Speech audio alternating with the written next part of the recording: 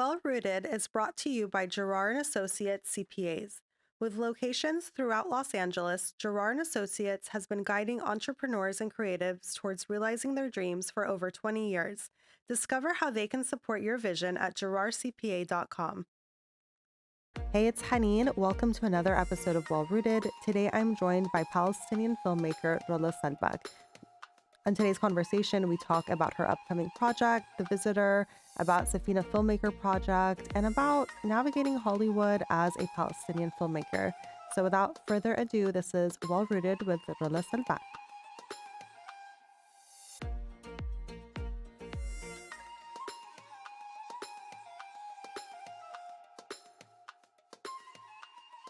Hi, well, welcome Rolla Selbak to Well Rooted. Did I pronounce it correctly? Yeah, Selbak? yeah. Okay.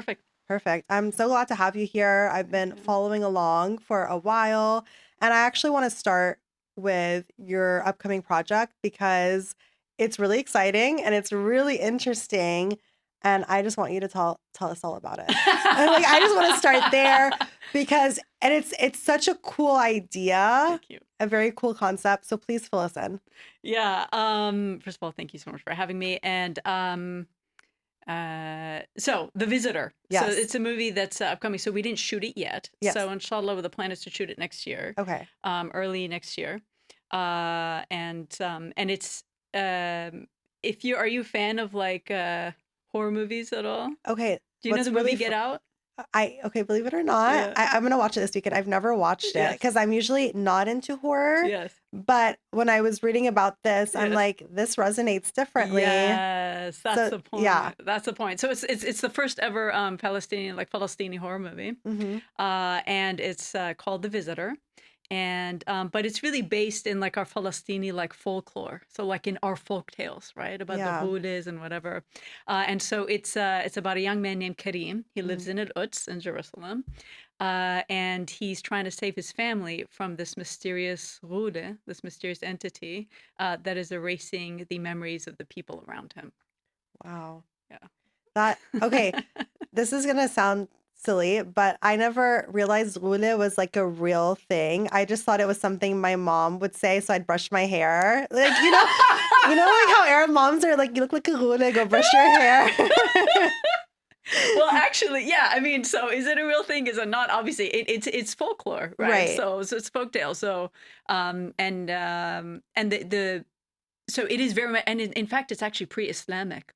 So Okay. the whole idea is in Palestine. In fact, each village and each area has its own kind of folktale. hmm So sometimes the rule in a certain village, might be more mischievous. One might be more evil. One might be more benevolent. Like, hey, if you give her your jewelry, she will, give you kids or something like that, Oh, right? wow. So each village has its own, and it's really interesting. What was really interesting to me is exploring like our folk. To your point, we've never seen our folktales No. anywhere, right? We only Yeah. hear about jinn, right? Exactly. Because that's what we think Western audiences will understand. But if you go deep into our culture, you're like, oh my gosh, this is so rich and interesting. And to your point,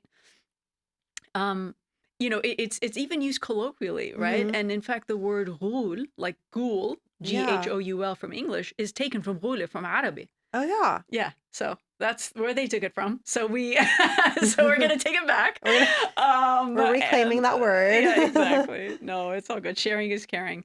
But anyway, so the point is to really make a film that is compelling, that is talking about the ethos. The ethos of the film is that life under an occupation is scarier than the monsters in our folktales. Wow. So who's the real monster here, and what's going on? So that's There are so many layers to this already. I'm so excited to watch this come together. Thank you.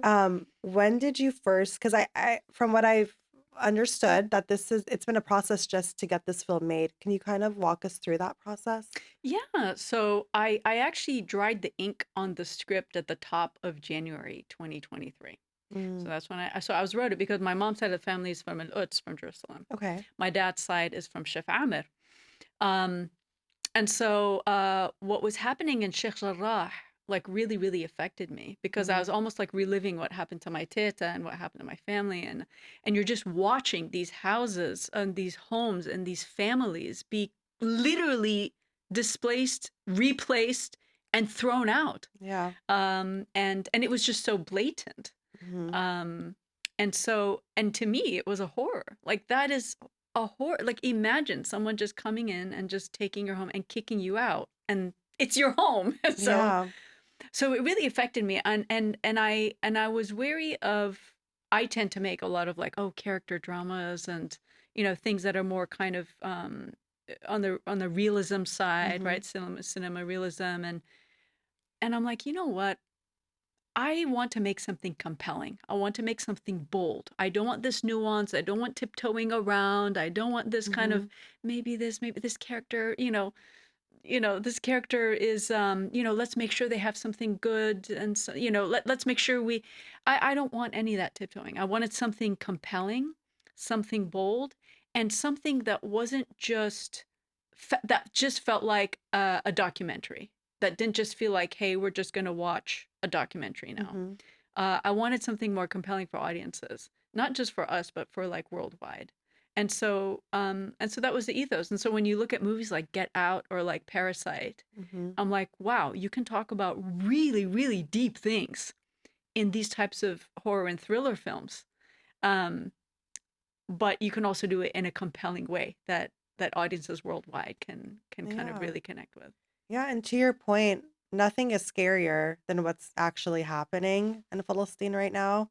And to kind of, yeah, to just have this other story taking place within those real life horrors. Yes. I mean, it's just a testament to that, the quote that we often say where we are more than our suffering. And it's like, but during our suffering, there's also so much else that's also going on. Like there's still life that is being Yes. lived. Yes. Yeah, and so I love that you're sort of placing this really groundbreaking look at something that audiences here have never really learned about and placing it in occupation, Yes. basically. Yes, exactly. And and Yeah. and it's interesting because like I said, I wrote it at the beginning of 2023. Mm-hmm.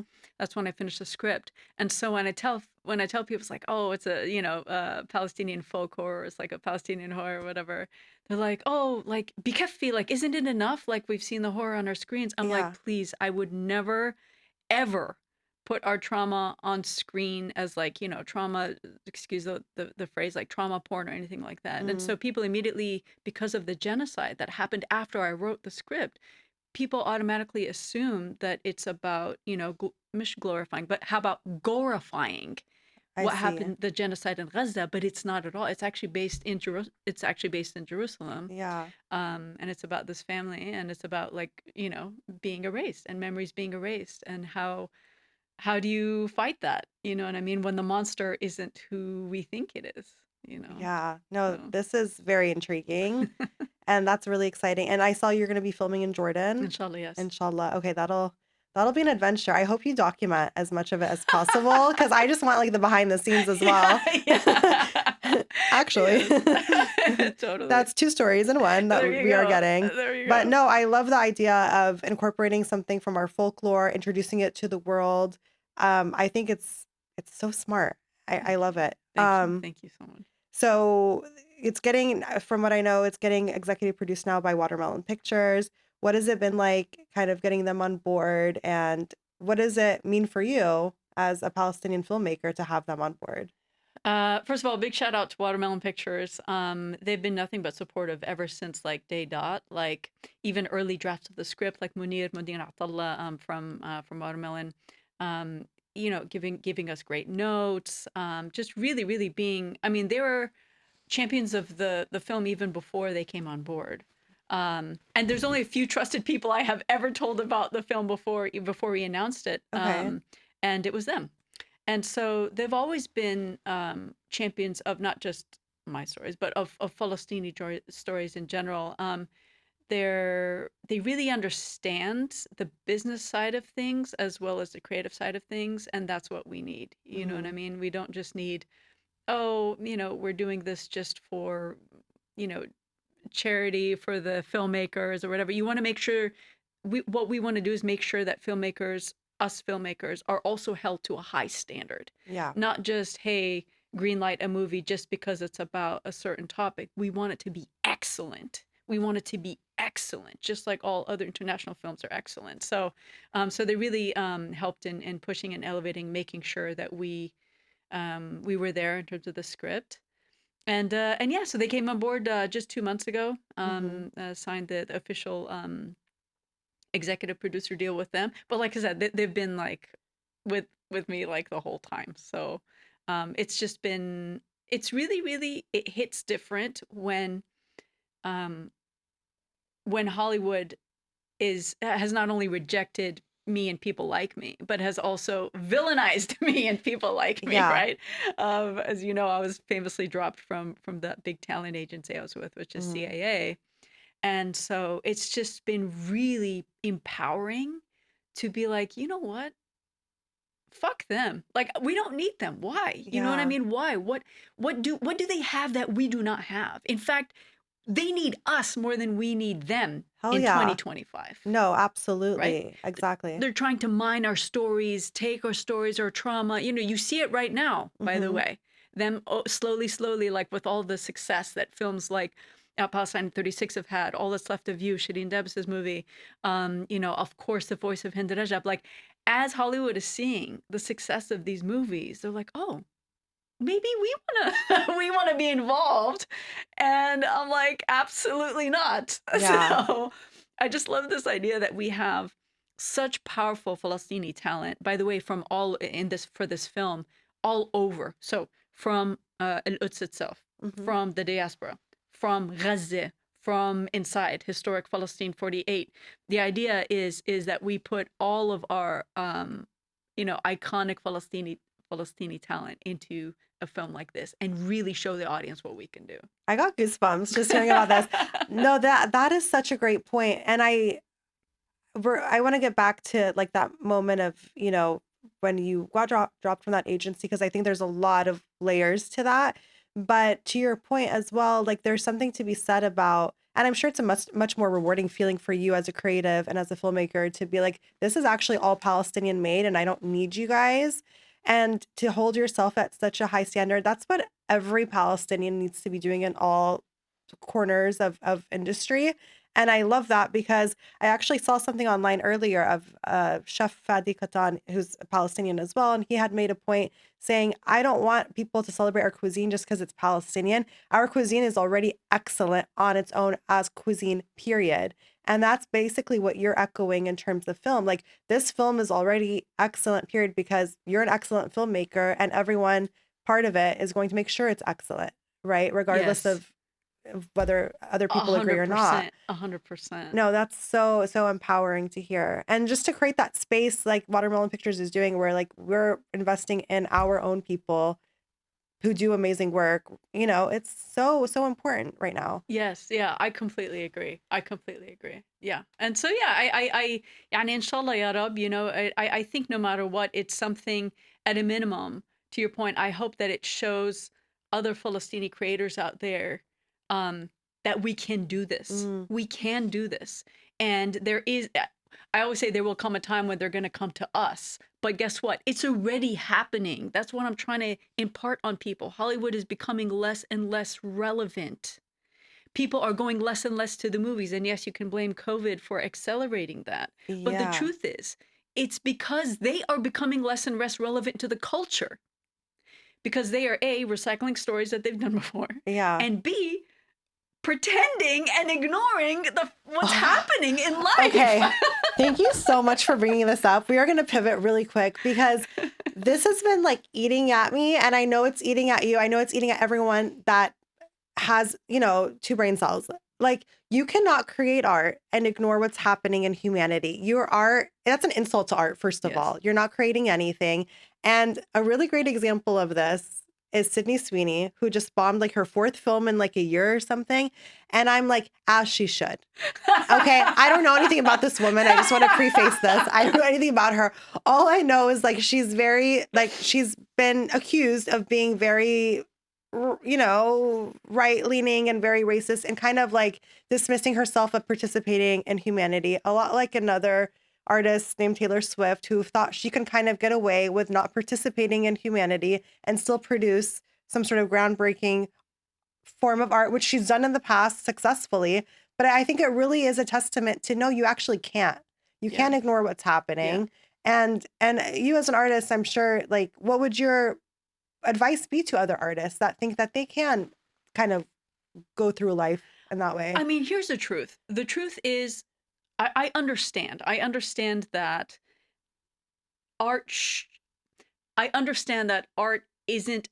Art's purpose isn't just, hey, document what's happening minute by minute. That's not what we're talking about. Right. We're talking about art reflecting life. And Mm-hmm. when we look at art, when we look at art throughout the ages, throughout the centuries, we study it, whether it's paintings, whether it's sculptures, whether it's movies, whether it's podcast episodes. We're studying it because, we want to be compelled and we want to be, taken somewhere, but also we want to understand ourselves. We want to see ourselves in it in some way. I'm not saying there shouldn't be any escapism, right, in art. Absolutely, of course there should be. Um, but I think the problem is that when you are now beyond an artist and when you are a culture maker, right, like someone like Taylor Swift is, or Mm-hmm. even someone like, what's her name? Is it Sydney? I want to say Sydney Sweeney, but is that right? It's Sydney Oh, Sweeney. it is. Yeah. Okay, that's fine. I keep thinking of Sydney, the way my brain works. I think of like Sydney Sweeney Todd. Anyway, it doesn't matter.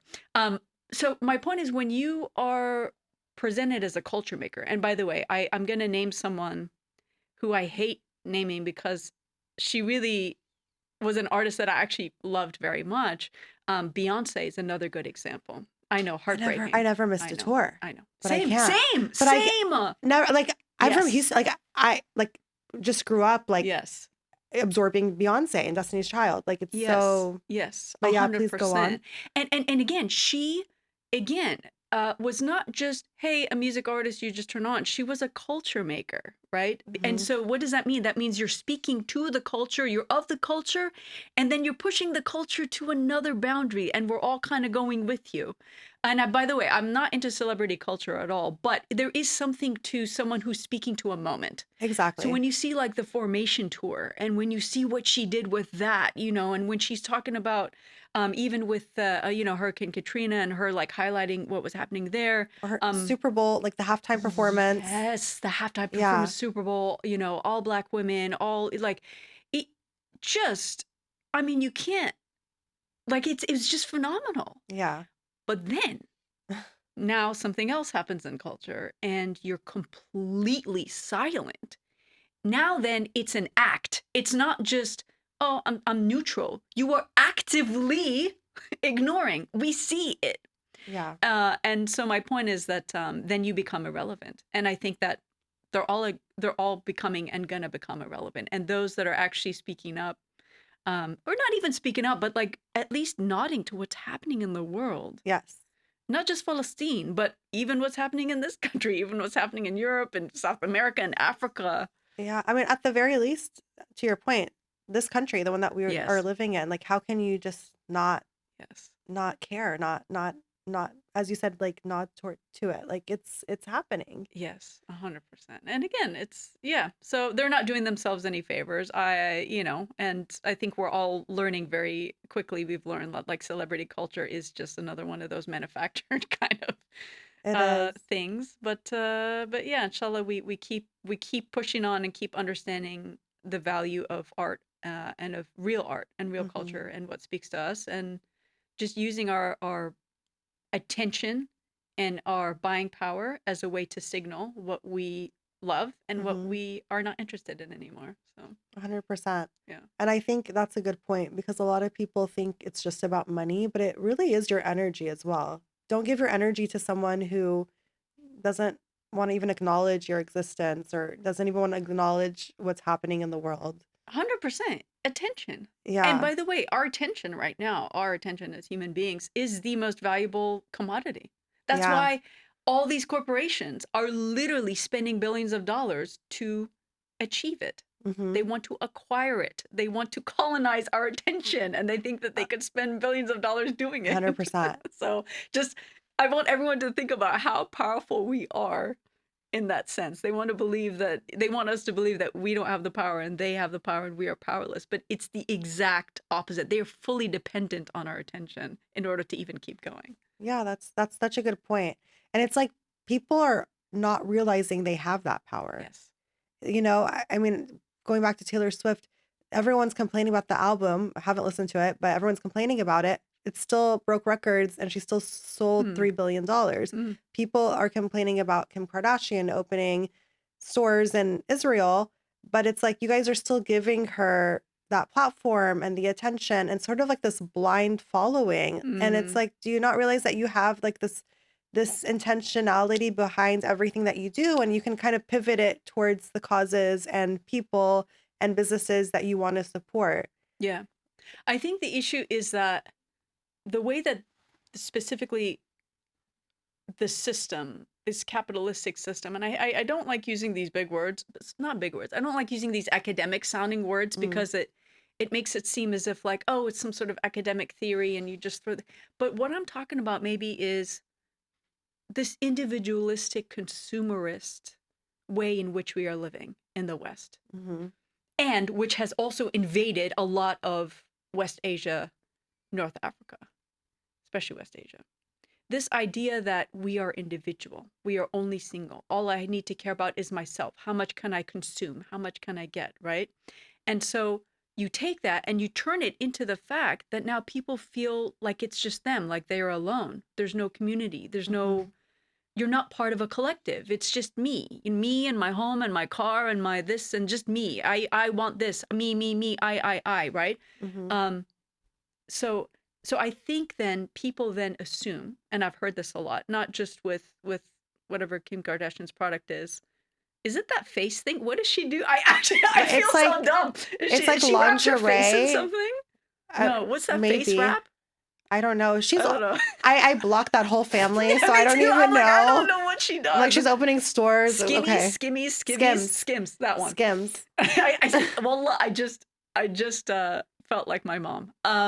Anyway, uh, I forgot. Oh yeah. So basically, what I'm saying is that people now that consumerism and capitalism has successfully made us feel alone and singular and not feel like we are part of a collective. It then means that I hear this a lot, which is what is me not buying Skimmy's thing gonna do? What is one person gonna do? If one person doesn't buy a Coke, if one person doesn't go to Starbucks, if one person, doesn't get that McDonald's fries, like what am I? What is my power? I have no power. So what? I go get French fries. Is it gonna really make a difference if I boycott Disney? Is it really gonna make a difference? So because of this individual feeling, it makes us feel like we are. At first, it made us feel like, wow, we can get anything. We can in America, we are free to consume anything. Mm-hmm. So we think that that's freedom because I can buy anything I want. I am free. But that is exactly what's enslaving you. It's making us feel like we have no power. It's making us feel like, oh, what we thought was powerful. Oh, I could buy anything. It's like, wait a minute. What if it's just me boycotting? What if it's just me not getting that Coke? Like, is that Mm-hmm. really going to make a difference? And then so it allows you to quickly ignore. It's like, well, I can't make a difference anyway. Yeah. I'm just gonna live my life. Da, da, da, da, da. So it's really disconnecting us from each other. And I think what we're doing now and the work that we've been doing is not just educating people about Palestine, certainly, but I think we all understand that it's much larger than Palestine. Mm-hmm. And what we are doing is connecting again, connecting with each other, being there for each other, educating each other, Mm-hmm. supporting each other, and we need it now more than ever, like more than ever. So yeah, we are a collective. I want people to understand the second we wake up to understanding our power, khalas, it is Yeah. over, over for them. 100%. And it's so amazing I know for me, I didn't feel like I had such a community. Like I had friends and I had family, but I didn't feel like I was part of a community. And I feel like, if anything, October 7th and the aftermath and this genocide has kind of brought us all together to at least search for one another, to work with one another, to learn more. I mean, the learning I've done, even as a Palestinian, has been, tremendous. And so I can only imagine for people who had no idea of what was going on. And to your point earlier about this sort of isolation, you're 100% right. And I think part of my stomach's growling. I think part of the thing that sort of contributes to that too is I just remember growing up and always hearing, you don't talk about politics or religion. And Mm. it's like, what's the one topic that both of those topics lead to? Right. And it's like, but you avoided it, but people were Yes. scared to Yes. ever attack either one of those Yes. topics in any sort of social setting. And Yes. it prevented people from really talking about things that matter. Yes. And it's like now everyone's scrambling to figure out what's going on. Yes. And Yes. it's like, well, you could have just talked about it. 100%. I also do blame the fact that these institutions, these like mainstream institutions, have been feeding the public what to think for a very long time. And when you only have one source of, let's call it nutrition, one diet that you're being fed over and over and over and over, what else are you going to know? You know what I mean? Mm. Um, what else are you going to know? And so now we've all woken up, especially because of social media. It's like, oh my God, like what have we been fed this whole time? And it's just because they owned these institutions. Mm-hmm. They've owned the cable channels, they've owned the news channels, they've owned the media, they've owned Education. education. Education. I heard, by the way, the episode with you and Alana as well. That was very, very Oh, important. Yeah, okay. yeah, yeah. Okay. You all talked about education a lot, especially in relation to Jinen's Oh, book, right? yes, her Children's book. book. Yeah, Yeah. yeah, yeah. Excellent book. No, it's so good. Yeah. Um, also, I know I read something where you've mentioned you've been offered jobs like to for films like to write about terrorists, like to write about a terrorist or give us, what, like, how are you approached like that? And like first of all, the audacity to approach you, to ask you to work on that at all. But like, really, what is that conversation like? And how do you handle that? Never underestimate the audacity of white America. Never, ever. It is just that audacious. So the good example I give. Well, let me answer your second question first. It's like, what was like, how do I respond to it, or how do I Mm-hmm. navigate it? How do I? Um, there's no navigating anything. I just say no. There's no navigating. There's no, for me, there's no, maybe if I do this and if I write for this show and this character, maybe I can, ma- make a little influence. Yes, it's a terrorist, but maybe I could make it, make humanize this terrorist, or maybe I can make small changes here and there. Absolutely not. I'm very clear about what I will and will not do, and I think that's that's another reason probably why CAA dropped me. They're like, we don't know what the fuck to do with her. Like, we thought we could tokenize her and we can't, so sorry. And in fact, she's becoming a little dangerous now with what she's saying online. So we're gonna have to like disassociate. That's what I think happened. Um, and so example I give is so the way that they approach is usually they try to appeal to your ego first. So the agents say something like, "Oh my gosh, like they really want you. These people really want you for this project," right? So Mm, they say, "Oh, they really want you," you know. And in this case, I'm gonna give it's like they really want you because you're Palestinian, right? Because you're mm-hmm. Palestinian. They're looking for a Palestinian writer in this writer's room. So of course, and Mm-hmm. this is on email, by the way. So it's all documented. Don't make me share receipts.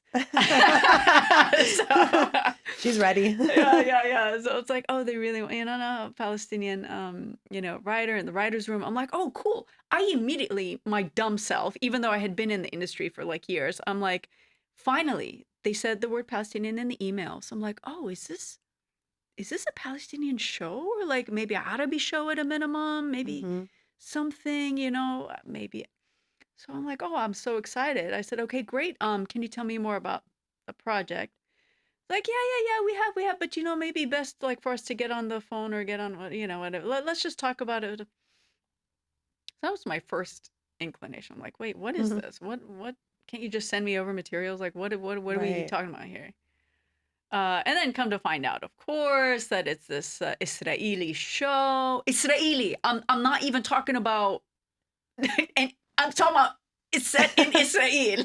Like, And it's about this. It's about the specific case I'm giving example. I'm giving. It's about this man, and he kind of is a double agent, Israeli double agent. He has a family in whatever Tel Aviv or something, and then he's also like infiltrating the a Palestinian family. And what they wanted me to do, literally verbatim, harfiyan, is to really focus on the Palestinian terrorist characters, specifically the wife of the terrorist himself, the son of the terrorist, who's not sure if he wants to become a terrorist or not.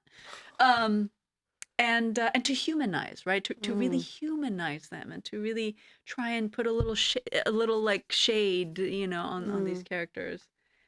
And so yeah, in writing, I said, I will absolutely not be perpetuating this. Please let me know if you have a Palestinian project. That's it. There's no line. There's no yeah. like a blurred line. I don't care. I never cared. I came to Hollywood thinking that, hey, maybe I could bring our stories to Hollywood. Maybe I could show characters they haven't seen before. Maybe I could finally let us shine on screen, show people what's possible, finally have people that we could connect with on screen on a specific level. That's why I came. I didn't come to Hollywood for fame or to sit here and like have my ego rubbed just so I could go like write a terrorist character Mm-hmm. of my people. That's not what I'm here for. 100%. So yeah.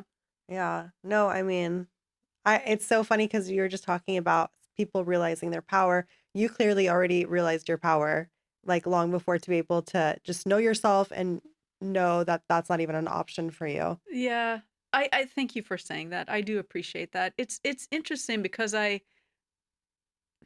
think at first I gave much more grace to people, especially maybe before the genocide, like especially after 9/11, before the Mm, genocide.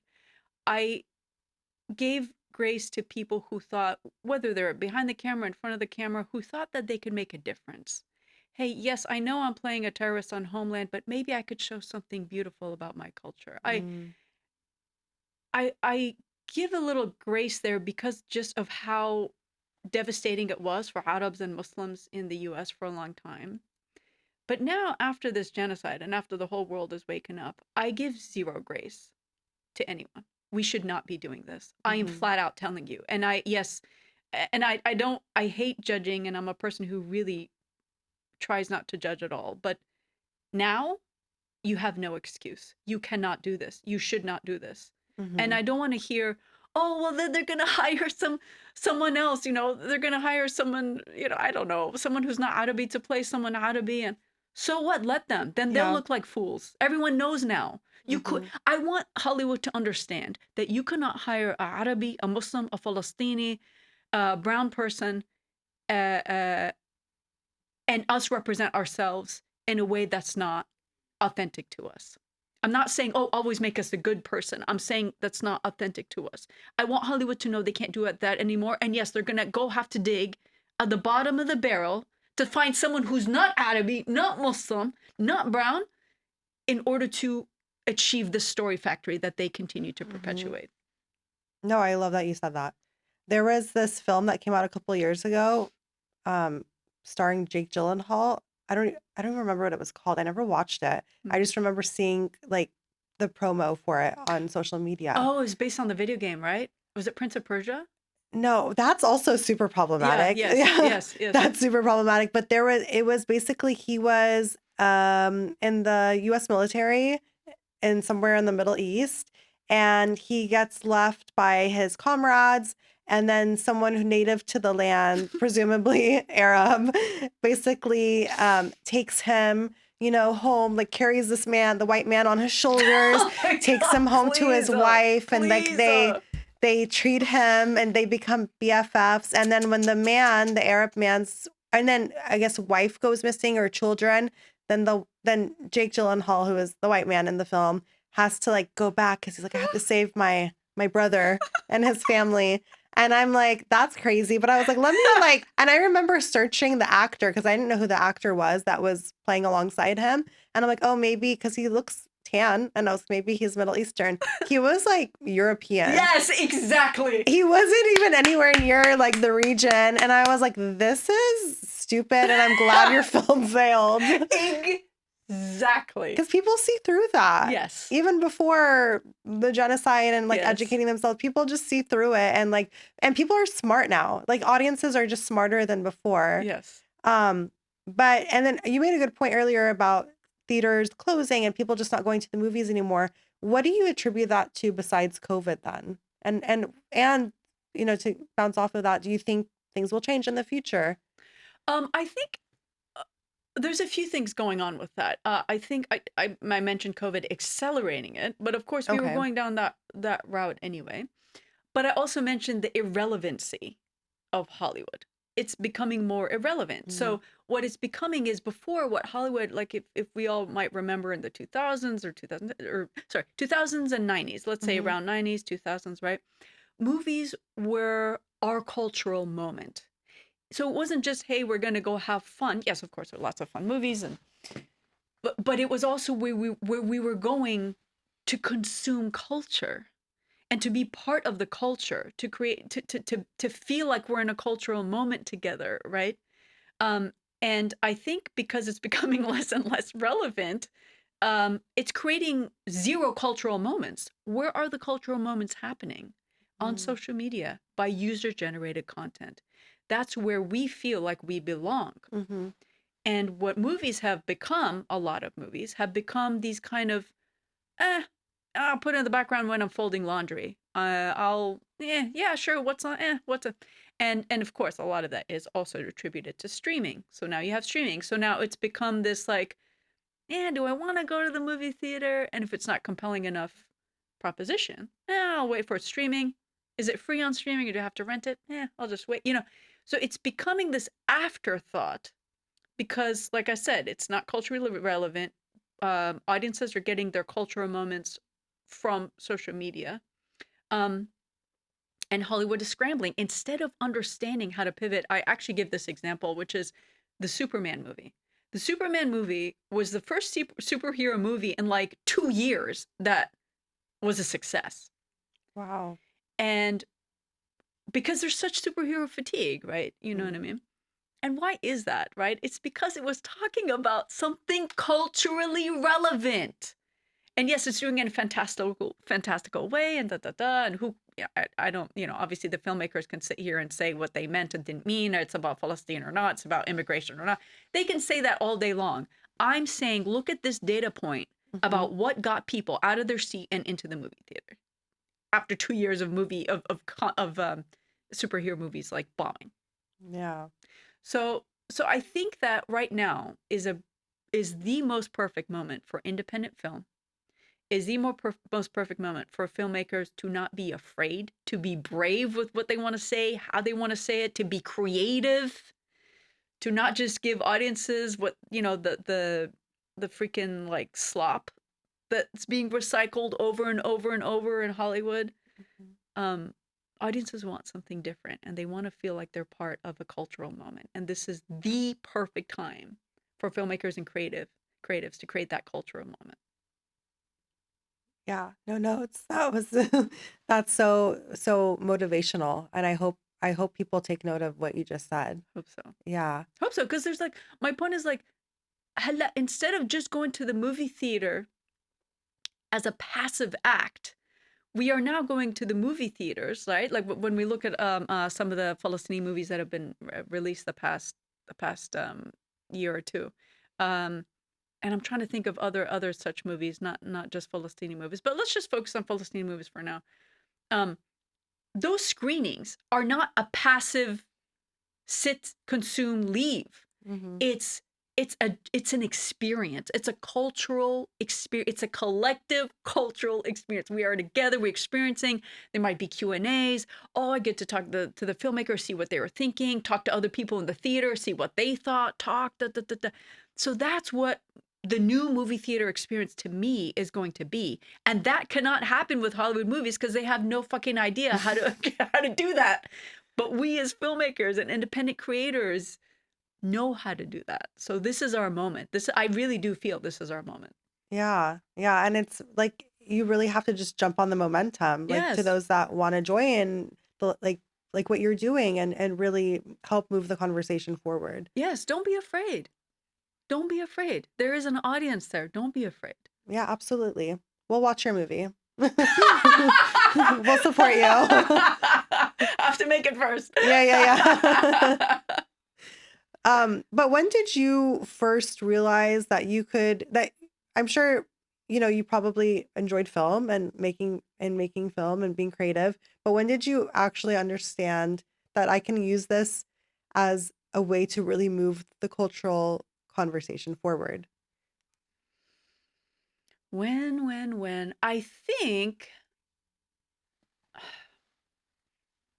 it's interesting because I think where I started from was that I wanted to make films and characters that were, the way that I like to say it is that push the envelope a little bit, but that unite audiences at the same time. That's really what I've been trying to do since I've been making films and documentaries and other things.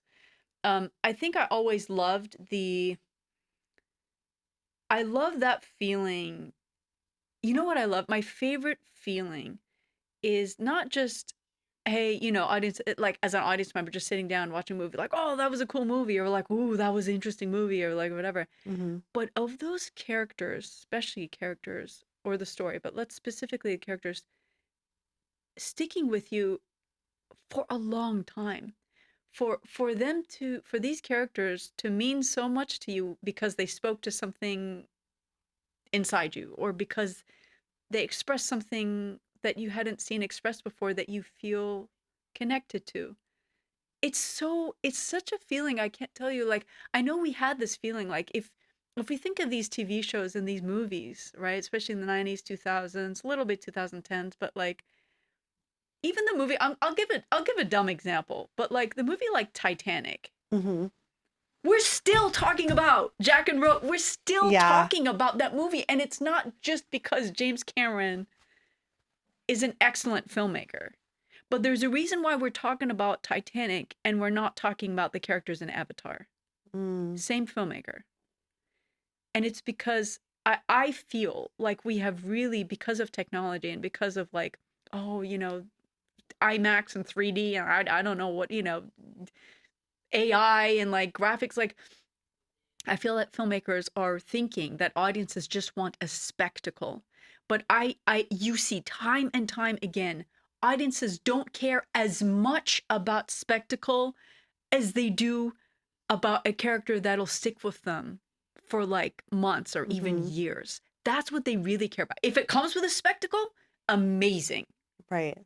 But it's not necessary. This spectacle is not necessary.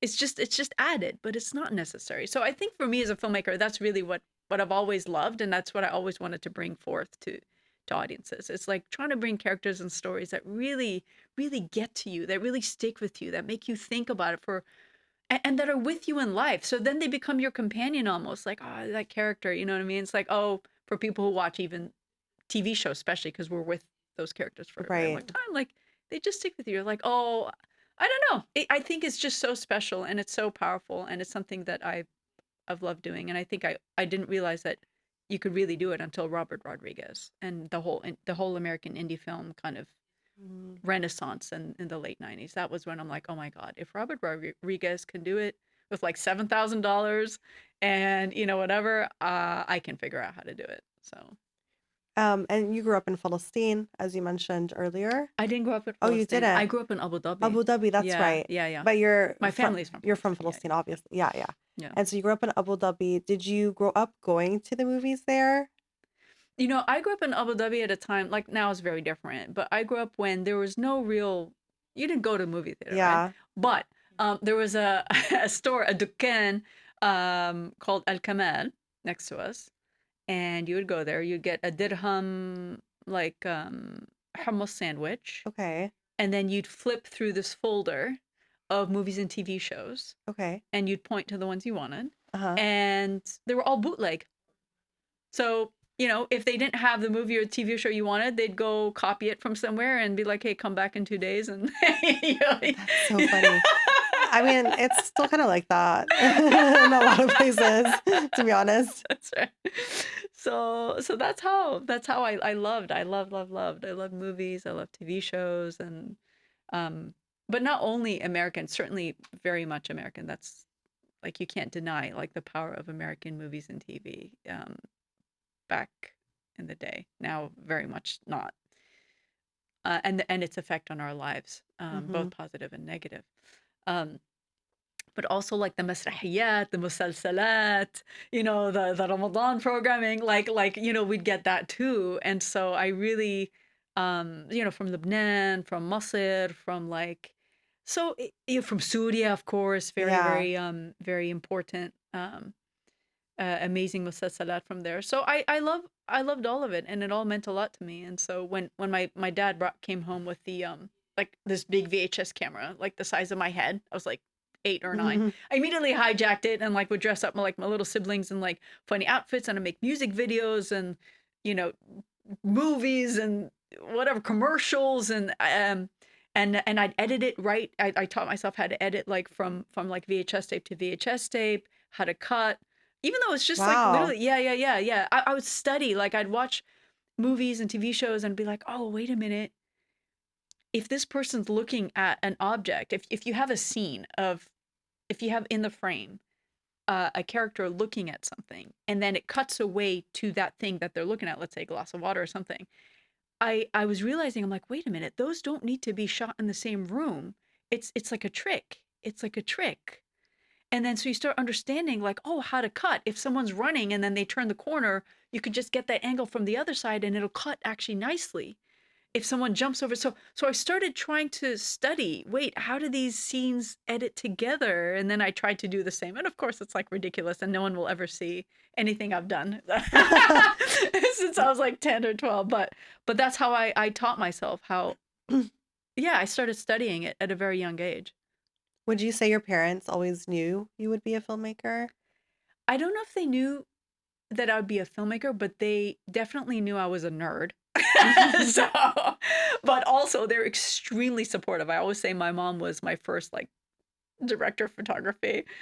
She actually shot, Allah yarhamha ya Rab. Aisha. She actually shot was the person behind the camera for my first short film called Never Give Up. I think I was 11 at the time or something, and I got my school friends, and I just took a weekend, and I wrote the script about these like three Wow. orphans, and I don't know what, and so my mom, I'm like, okay, and so I acted in it, and so I'm like, okay, mom, like this is the thing, and I put the tripod in, and I'd be like, okay, mom, like press record, and when I say this line, you press stop, like, so yeah, she was my first DP, yeah, That's so special. it is. I mean, there are so many Arab kids, I want to say, like, whose parents just want them to take a very traditional path and might not be as supportive, but they definitely saw the spark in you and nurtured that. That's so important. Thank you. Yeah, I give them full credit. I give them full credit. Now, it did help that like I said, I was a very, very big nerd. So, grades was just as important to them as it was to me. So, I have a feeling like if my grades were not good, then Hmm. they would be like, "Okay, you been sit down and study and شو بدك بهالشغلات." Yeah, So, I yeah. think they trusted me because I knew that there was this kind of contract where like as long as I got good grades, it's totally, they will support me no matter what. So Yeah, that's very Arab. it is, Just and always I get the love good it. Wallah, grades. I love it. I, No, I would have it no other honestly, like, I look way. back and I'm like, when you're younger, you're like, dang, my parents are so strict. And now Yes, I look back and I'm like, wow, I'm so thankful that, they were so strict and so, like, just like we're very disciplined in how they approached yes, school and all of that. That's so important. 100%. And I understand, by the way, there's a spectrum.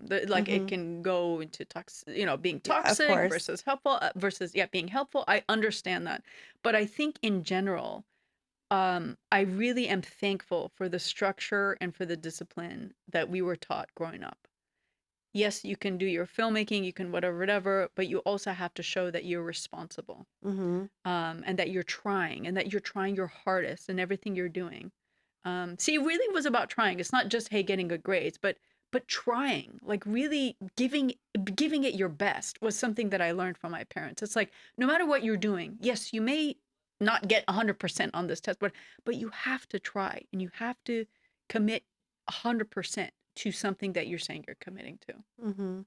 which you need in filmmaking, by the way. Yeah. It's definitely a marathon. It's It's a not for long the faint of process, heart, dude. huh? It's not for the faint of heart at But all. I'm sure it'll be well worth it, inshallah, Inshallah, once it's all complete. And then you're probably gonna move on to the next thing. yeah. Inshallah, Wait, I inshallah, read ya Rab. somewhere that really quick. I read somewhere that you grew up watching Shady Hen. Yes! How did you know that? I read What? I do my research. One thing about me, I'm gonna do my research. Yes. But that stuck out to me because one of my earliest memories is watching Shady Hen. Like we had the VHS tapes Yes. in our house, and I memorized like every like routine and like every Yes. song, and I just was like so mesmerized. And I don't feel like she gets enough credit, like in 100%. Arab culture. Oh, 100%. 100%. Yeah, And I want to note that it's crazy that it's been decades since Shitty Hand did that Ramadan programming. yeah, And me and you are sitting here talking about it. You see how much it sticks with you. It hmm means something to you. yeah. And I don't think Hollywood can make anything that means something to anyone anymore. Very rare, very, very rare. And I think we're all just looking for meaning. Really, we are. And the fact that we're talking about Shitty Han, who hasn't done it like decades ago. No, Shady had to walk so Haifa could run. Thank Like, you. Thank you. Like if you don't know, now you know. Thank you. I'm just saying, like, there's a Yeah. meaning to it. It's not just No, frivolous. it is so meaningful. And it's like something that does stick with you because Yes. it really, like at her time, it was unlike anything else happening Yes. anywhere. Yes. Anywhere. Yes. And by the way, I have to say, she made Ramadan cool. Yeah. Even though, of course, I understand that, like, hey, people might have something, hey, we shouldn't be singing or dancing in Ramadan or whatever. I understand that as well. But I think in general, she made it like, what? Like, Ramadan is like lit. Like, Yeah. like, this is the place to be. Like, I don't know. And then she was like really talking, just showing things about culture and like folk tales. Speaking about folk tales, right? hmm Through her like hazurat and stuff. I don't know. I just thought it was so special. And And then the yeah. costumes and like Yes. the hair, like it was just a full production. Yes. And it was just so like magical to watch even as a Yes. kid. Like it meant a lot. Yes. And I don't think people like if people are not Muslim or Arab and they don't know about like the Ramadaniyat or like I would say like the Arab like entertainment industry for Ramadan is like so I think captivating and it's Yes. something like the entire region looks forward to, Yes. Muslim or not. Yes. And it's so meaningful to people and I don't think people outside of our culture know about that. Yes. Yeah. Yes. 100%. And I think Shady Han was the one who started it all. Oh, really? I think so. I Yeah. can't I mean, think that would of make sense. Yeah, I can't think of when I say Shady Han, I mean her program. Like I think Mhm. it's the one that started like, oh wow, like we can have programming specific in the season Mhm. and it can be, reflective of the season or for the season, whatever it is. Like, and I really do think so. I could be wrong about it, but I don't think I am. I think that's really what kind of catapulted this idea of yeah, Ramadan season essentially on TV. Yeah. Yeah. And also, one last thing, you have a really cool project, Safina Filmmaker Project. Tell us really quick about that. Yeah, it's an initiative I started in 2024, and it's a free initiative for Palestinian filmmakers to help raise their voices through artistic mentorship. So we do free workshops, that run the gamut from like writing, directing, animation, free script analysis. So sending your script and us giving like feedback on this professional feedback on the script. And then we just launched our fellowship this year. So 5 Palestinian filmmakers across, like, some from the diaspora, some from Dakhel, 48, to give, to help make their films and to, give a little bit of a award in Mm, cash for them to do that as well. Because the idea is to really, it's called Safina, like boat, right, or ship. mhm. Like the whole point is to like for all of us to kind of lift each other up and to learn from each other. And that's why I literally call it liberating the knowledge. Like, why should it be gate kept behind Hollywood? Like how to make a film, how to pitch a film, how to this, how to get a producer, how to raise funds. Why should Hollywood be the only one who knows how to do that? So that's why I say I want to just quote like liberate the knowledge and share share with everyone just like I hoped and wished someone would have shared with me when I was coming up. Exactly. No, that's honestly what it's all about. And kudos to you. That's an amazing initiative. Thank you. And I hope this reaches the right audience. And Inshallah. if Palestinian is trying to get a film made, they know who to go to. Inshallah. Yeah, please. Yeah. www.safinafilmmakerproject.com or Safina Filmmaker Project on Instagram. Perfect. And Yeah. what does being well rooted mean to you? Being well rooted means understanding who I am and understanding my line of integrity as a person, as an artist in this world, understanding the responsibility that I have in who I am and how I show up in the world, and really always checking myself and making sure that I am committing myself to this life the best that I can. Amazing. Thank you so much for being here. Thank you for taking the time to speak with me today. This has been a pleasure. I've learned so much from you. Thank you. Thank you. Thank you for listening to another episode of Well Rooted. If you enjoyed today's episode and felt it brought you value, please subscribe, leave a comment, give us a like, and a review. This episode of Well Rooted has been brought to you by Gerard & Associates CPAs.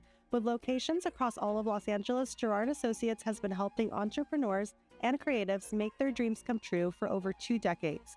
Go to gerardcpa.com to learn more. This is Haneen, and we are all well rooted.